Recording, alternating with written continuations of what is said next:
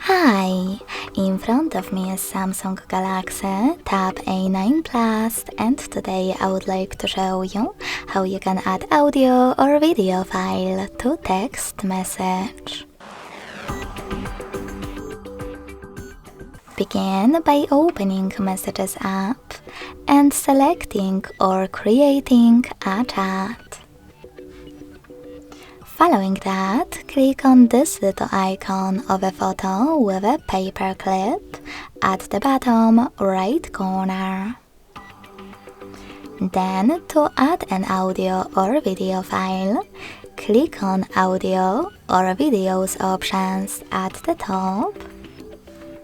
Click on one of those apps to locate your files, or select those three lines at the top left corner and tap on one of those categories.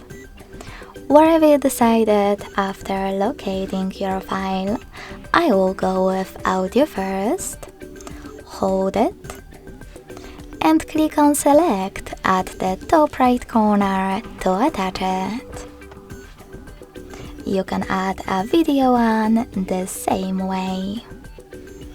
Thanks so much for watching. If you enjoyed this video, don't forget to leave a like, comment and subscribe.